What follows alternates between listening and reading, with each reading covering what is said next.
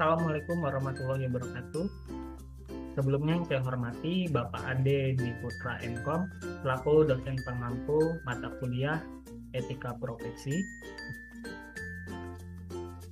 Jadi pada video kali ini saya akan memaparkan sebuah materi bagaimana kode etik pengguna informasi teknologi dapat memiliki dampak positif dalam penggunaan teknologi. Dari judul tersebut akan ada 5 materi yang akan saya jabarkan. Untuk materi pertama yaitu kode etik pengguna informasi teknologi. Jadi apa itu kode etik pengguna informasi teknologi? Jadi kode etik pengguna informasi teknologi adalah serangkaian prinsip dan pedoman yang mengatur perilaku dan tanggung jawab pengguna teknologi informasi. Lalu selanjutnya, apa tujuan dari kode etik pengguna informasi teknologi? Di sini ada 3 tujuan yang saya paparkan. Yang pertama, menjaga keamanan privasi. Lalu yang kedua, menjaga integritas sistem. Dan yang ketiga, memproklamasikan penggunaan etika. Lalu selanjutnya, pentingnya kode etik dalam dunia teknologi informasi. Di sini ada 4 yang saya paparkan. Yang pertama, mencegah penyalahgunaan teknologi yang dapat merugikan individu, organisasi, atau masyarakat. Lalu yang kedua, menjaga kepercayaan publik terhadap penggunaan teknologi informasi. Lalu yang ketiga, memastikan keamanan dan keberlanjutan sistem teknologi informasi. Dan yang terakhir yaitu meningkatkan tanggung jawab dan profesionalisme pengguna teknologi informasi.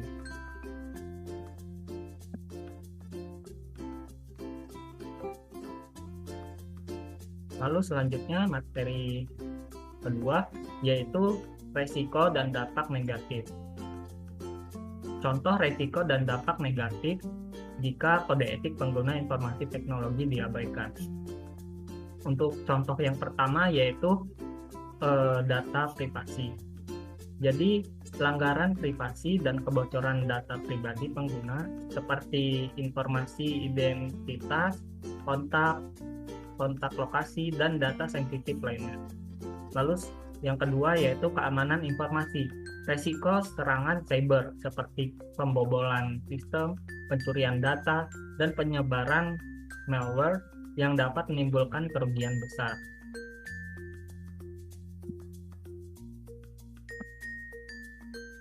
Lalu selanjutnya contoh yang ketiga yaitu cyberbullying dan pelecehan online, yaitu eskalasi konflik dan pertikaian di dunia digital yang dapat meluas ke dunia nyata.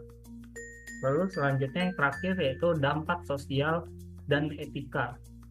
Jadi penyalahgunaan teknologi untuk tujuan yang melanggar norma dan nilai-nilai yang berlaku di masyarakat. Selanjutnya materi yang ketiga yaitu peran kode etik.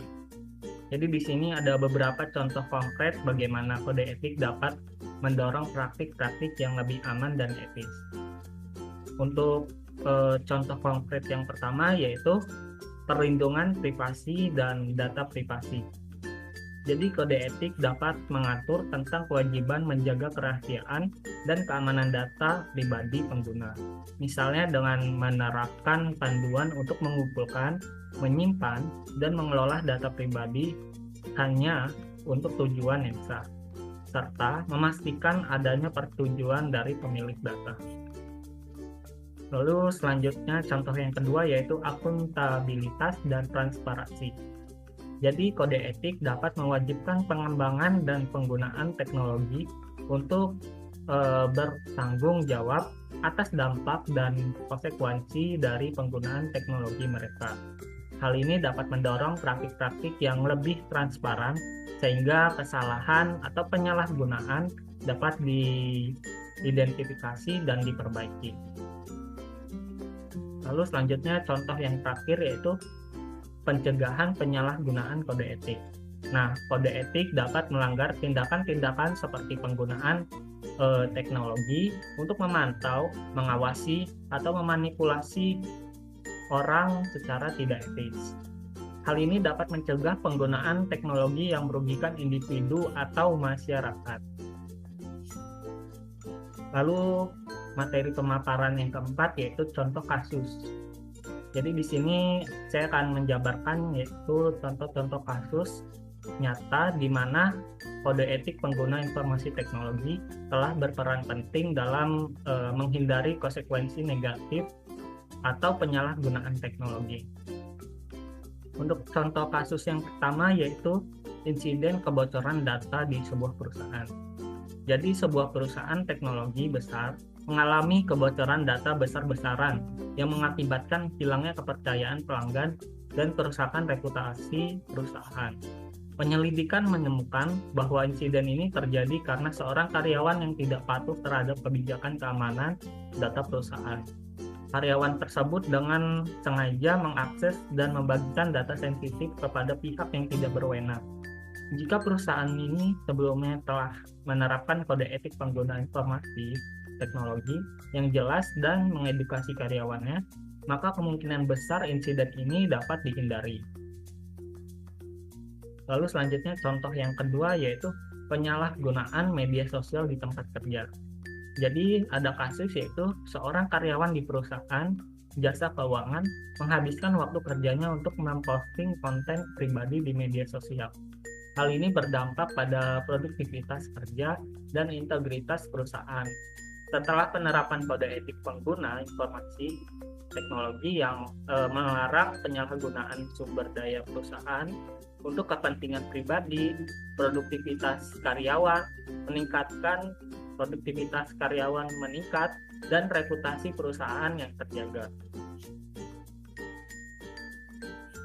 Baik, selanjutnya materi yang terakhir yaitu manfaat kode etik pengguna informasi teknologi.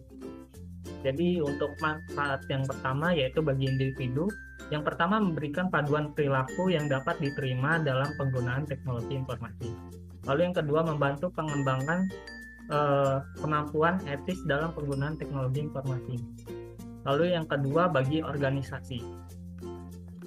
Yang pertama menciptakan lingkungan kerja yang aman, nyaman, dan produktif dalam penggunaan teknologi informasi. Lalu yang kedua membangun reputasi dan kepercayaan organisasi di mata pemangku kepentingan. Lalu contoh yang ketiga yaitu bagi masyarakat. Yang pertama dapat meningkatkan kepercayaan masyarakat terhadap penggunaan teknologi informasi. Lalu yang kedua mendorong pengembangan teknologi informasi yang bertanggung jawab dan bermanfaat bagi masyarakat. Baiklah, itu saja pemaparan materi dari saya. Apabila ada salah kata, saya mohon maaf.